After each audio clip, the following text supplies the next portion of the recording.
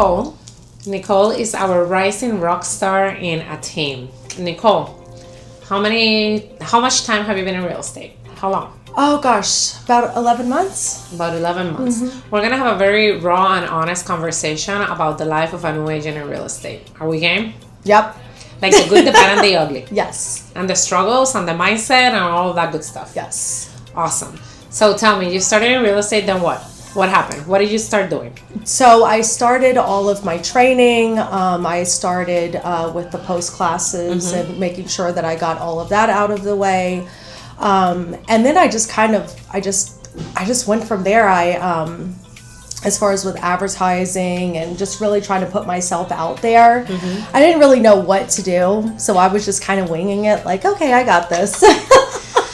I mean, we've all been there. Every single freaking new agent Yes. will wing it for a little bit Yep. until they realize, oh my God, there's like someone else has done it before I did. Right. So I let me was just copy paste. I was clueless to everything. And I remember Angel, he brought me in and I just kept messaging him. I'm like, how do I do this contract? I don't know how to do contracts. I was freaked out, and I still am by the contracts because you want to make sure that everything is serious done business. Correctly.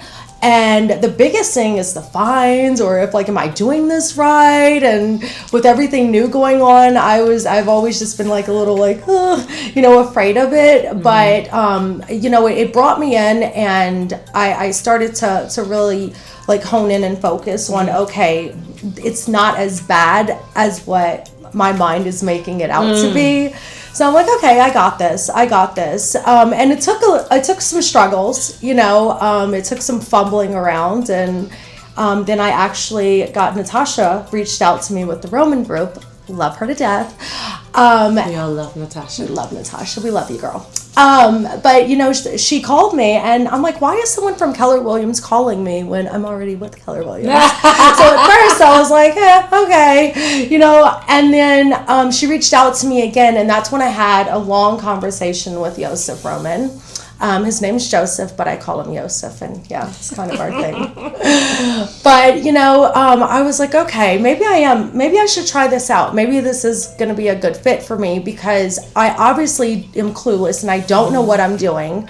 And I feel like I need to have that mentorship and I need to have that support to really to help me to get started because you don't know what to do. You don't have leads, and then you have everyone saying call of your sphere of influence. You need to call your cousins and brothers and aunts and uncles and everything. I'm like, no. Well, why do I have to do that? Because you're afraid, you're embarrassed, and you're afraid at first.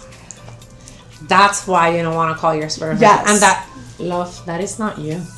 I remember when I got into real estate, I told my best friend, I just don't want people to look at me and be like, oh my God, here comes Liliana to talk about real estate. And she looked at me and said, that is a story in your head that I don't even know why you're believing that. Right. Because no one looks at you and says, oh my God, here comes Liliana to talk about real estate. No one looks at you like that. It's like you don't even believe yourself that you're a real estate agent. Right. And the day that she told me that, it was like a slap in my face. And I was like, oh my God, if I don't believe myself that I am a real estate agent, that I can help someone buy or sell a home, how is the consumer going to believe that I actually can? Right. Right? Because it all starts, it's from the inside out. And then it shows. And then Absolutely. people see that. Absolutely. They see that, and then they see that you're nervous, and they see that you don't know what you're doing, and then they're like... It's like magically we forget that we studied for it, that we passed a very hard exam. Right. Right? Like all of a sudden we come in going, I know nothing. And then we believe that. Yep. Because you do know some things when you come in as a new agent. You just passed the test. Right. Right. So there is some knowledge out there. Right? Now, yeah, the real life of a real estate agent is very different, right, than what the course teaches you.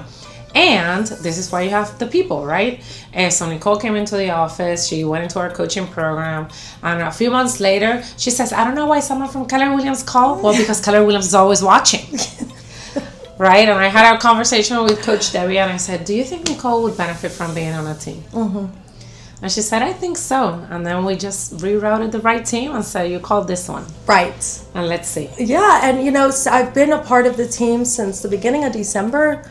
And it's actually going extremely well. We had our new agent launch that was intense. And I just completed that. So I'm done with that. So wait, you had the launch. You basically started in January. Yes. Right? Yes. Okay, it started in January, and since January, what is the one habit that you have employed in your business that you have created that is really, really helping you be successful now? The showing up. Honestly, it's showing up every single day. Every day. Like, even when you don't want to. And I think the biggest thing for me is doing something that you're afraid of. So it's like that feeling that you get and you're afraid of doing something, but you just go out and do it. I remember the first week I was on the calls with Yosef, and I was listening in, and then he was like, okay, well, I want you to make some calls. And I'm like, what? No, I'm not making calls. Those people I don't want to call those people. I'm not, no. And he threw me in there. And then that's when I realized from that moment on that I was going to have a great relationship with this team, and that he was going to push me past my boundaries. It's going past your boundaries, and it's doing things that you would not normally do, even if it's embarrassing, even if you say things that are just out of pocket or just crazy, you just go with it. And whatever, if you say something bad, they'll forget about it. It's not a big deal. And you just move forward. And oh my God, and you're still alive. I'm alive. No one has killed you over the phone yet. No. So, and that's the biggest thing is contacts. It's the amount, it's numbers. It is all about numbers. It is their contacts, and you're constantly calling and you're following up. Like, you can't call someone and then expect them to remember you. You got to keep calling. You have to follow up. You have to nurture them and build that relationship. You have to build rapport. You have to build that relationship. Absolutely. And that was the biggest struggle and I still have a little bit of it. There's some times where I'm like, just like call them. I'm like, oh, I forgot. But you get into that habit of naturally just making those contacts. You're completing your task every day. You're logging your calls. You're going through, and you're like, okay, I've got to follow up with this person. Now I've got to do this.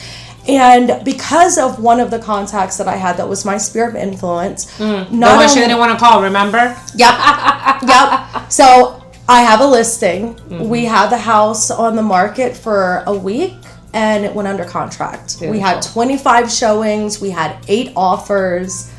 Look at that. And people are saying that this market is not moving. No, it is.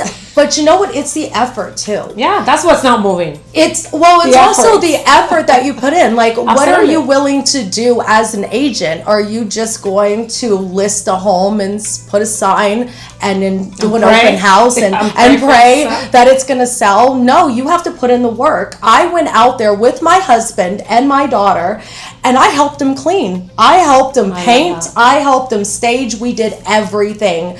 And I have been every second of every minute behind them the whole way. It's not just about putting a sign up and saying, I'm going to sell your house and make a promise to you. It's really about showing up when they need you.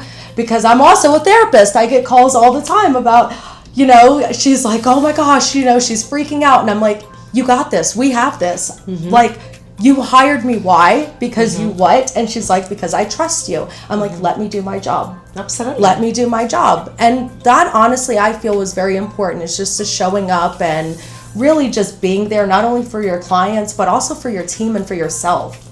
Because if you're not there for yourself, then you're not. Who cares? Yeah, exactly. So I'm reading Mel Robbins' new book, Let Them. I'm almost done with it. I'll be done with it this weekend.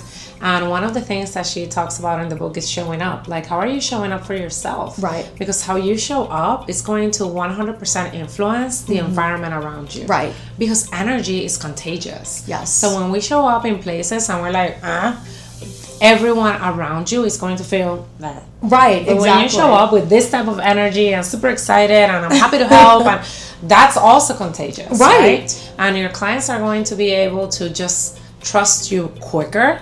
Right. And maybe even a little bit more because of the energy. Exactly. And it's not easy. Like, it's hard. It is. I couldn't tell you how many times I've cried, and I'm like, am I fit to do this? Because, you know, I was an account executive before for a business publication, and I was an ad writer, and I was a recruiter. And I took a break, and I was a stay-at-home mom for 5 years, which I thoroughly enjoyed. I got to go to Disney and go to Universal and just spend time with my kids and have that time that I never had because I was always forced to work. So having that break was amazing for me. So it's like getting back in the saddle and doing it again. I'm like, am I doing this right? Am I saying the right things? I'm like, I don't know if I'm cut out for this. Like, I'm going to do it.